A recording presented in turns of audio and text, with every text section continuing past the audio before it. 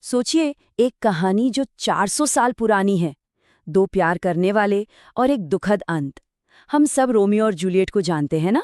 पर जरा सोचिए, क्या हो अगर मैं कहूं कि साल 2026 में यही कहानी एक नहीं, दो नहीं, बल्कि तीन तीन बिल्कुल अलग-अलग अंदाज में हमारे सामने आ रही है। और यही सवाल आज सबके दिमाग में है। आखिर 400 साल पुरानी ये लव स्टोरी अचानक हर जगह क्यों छा गई है? मतलब एक ही साल में रोमियो का नाम एक खतरनाक गैंगस्टर से भी जुड़ता है, एक पॉप स्टार से भी और एक हॉलीवुड सुपरस्टार से भी। ये सिर्फ इत्तेफाक तो नहीं हो सकता, ये एक पैटर्न है। और आज हम इसी पहेली की तह तक जाएंगे। और कमाल की बात यह है कि ये तीनों प्रोजेक्ट्स एक दूसरे से जमीन आसमान जितने अलग हैं। एक तरफ मुंबई के अंडरवर्ल्ड की खूनी कहानी, तो दूसरी तरफ हॉलीवुड का एक चमचमाता लेकिन फ्लॉप म्यूजिकल, और फिर तीसरा है लंदन के स्टेज पर एक ब्लॉकबस्टर प्ले। तो चलिए एक एक करके इन सभी रोमियो से मिलते हैं। तो सबसे पहले चलते हैं इंडिया, मुंबई की गलियों में। यहाँ हमारा रोमियो कोई आशिक नहीं, बल्कि एक गैंगस्टर है, और फिल्म का नाम है ओ रोमियो। इसे डायरेक्ट कर रहे हैं विशाल भारद्वाज, और ये नाम सुनते ही पता चल जाता है कि ये कोई आम फिल्म नहीं होगी। वो शेक्सपियर को देसी अंदाज में ढालने के मास्टर हैं। ये फिल्म हुसैन जैदी की किताब माफिया क्वींस ऑफ मुंबई पर बेस्ड है, और इसकी कहानी असली गैंगस्टर हुसैन उस्तारा की जिंदगी से ली गई है। तो साफ है, यहाँ रोमांस से ज्यादा क्राइम और बदले का खेल है। फिल्म की दुनिया बहुत ही डार्क और हिंसक है। शाहिद कपूर बने हैं हुसैन उस्तारा, एक बेरहम कॉन्ट्रैक्ट किलर, और वो फंस जाते हैं दो चीजों के बीच। एक तरफ है गैंग वॉर और दूसरी तरफ तृप्ति डिमरी के किरदार के लिए उनका जुनून। मतलब ये एक बहुत ही डार्क, ऑब्सेसिव और दुख भरी लव स्टोरी है जो शेक्सपियर वाले रोमियो से कोसों दूर है। और पता है इस फिल्म को लेकर एक्साइटमेंट क्यों ज्यादा है? क्योंकि शाहिद कपूर और विशाल भारद्वाज की जोड़ी एक बार फिर साथ आ रही है। कमीने और हैदर जैसी कमाल की फिल्मों के बाद ये उनकी चौथी फिल्म है, और जब भी ये दोनों साथ आते हैं तो उम्मीदें तो आसमान छूने ही लगती हैं, खासकर जब कहानी इतनी पावरफुल हो। लेकिन शाहिद कपूर के लिए यहाँ दांव पर बहुत कुछ लगा है। देखिए, 2019 में कबीर सिंह ने 280 करोड़ का जबरदस्त बिजनेस किया था, पर उसके बाद से बॉक्स ऑफिस पर वो जादू दोबारा नहीं चला। देवा जैसी फिल्म सिर्फ 34 करोड़ पर ही रुक गई। तो जाहिर है ओ रोमियो पर हिट होने का प्रेशर बहुत ज्यादा है। अच्छा, तो मुंबई के अंधेरे गलियारों से निकलकर अब सीधे चलते हैं हॉलीवुड की चकाचौंध में। यहाँ हमें रोमियो का एक ऐसा चेहरा देखने को मिलता है जिसकी किसी ने उम्मीद नहीं की होगी। फिल्म का नाम है जूलियट एंड रोमियो। हाँ, ध्यान दिया, जूलियट का नाम पहले है। ये एक पॉप म्यूजिकल है और स्टारकास्ट भी बड़ी है। रेबल विल्सन है और हैरी पॉटर वाले जेसन आइजैक्स भी। सुनने में तो ये एकदम हिट होने वाला फॉर्मूला लगता है ना? पर असल में कहानी बिल्कुल उल्टी निकली। क्रिटिक्स ने इस फिल्म की धज्जियां उड़ा दी।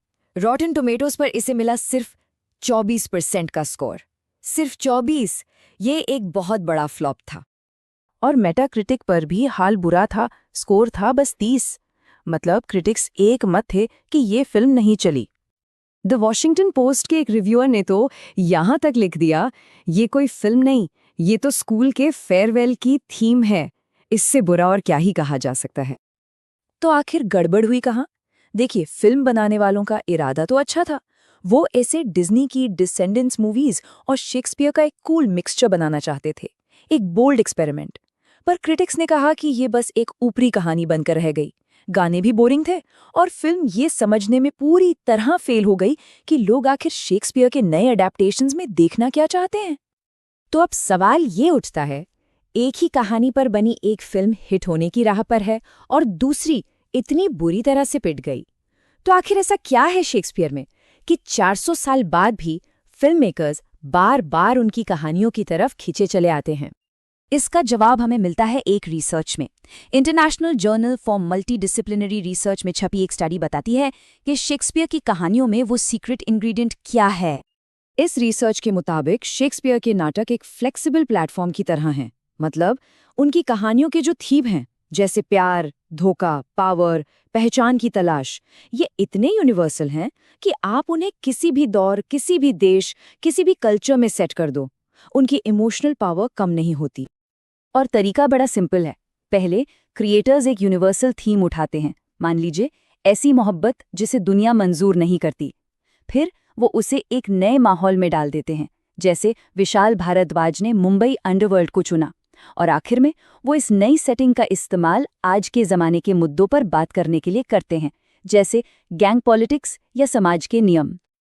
तो ठीक है, हमने एक गैंगस्टर रोमियो देख लिया और एक फ्लॉप म्यूजिकल रोमियो भी। पर कहानी अभी खत्म नहीं हुई है।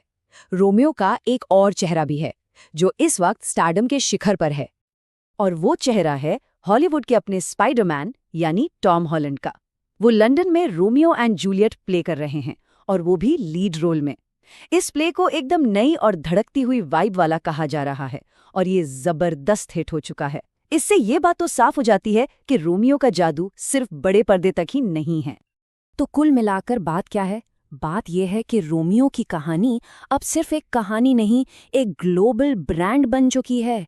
एक ऐसा ब्रांड जिसे आप एक डार्क गैंगस्टर फिल्म भी बना सकते हैं, एक फ्लॉप म्यूजिकल भी, और टॉम हॉलैंड जैसा सुपरस्टार लेकर एक हिट प्ले भी। और हर अडेप्टेशन अपने ज़माने और अपनी संस्कृति का आईना होता है, जिसका नतीजा या तो कामयाबी होता है या नाकामी। तो मुंबई के गैंगस्टर से लेकर स्टेज पर स्पाइडरमैन तक रोमियो की कहानी लगातार नए नए रूप ले रही है, और ये हमें सोचने पर मजबूर करती है कि इस अमर कहानी का अगला चेहरा कैसा होगा, और वो हमारे आज के दौर के बारे में हमें क्या बताएगा।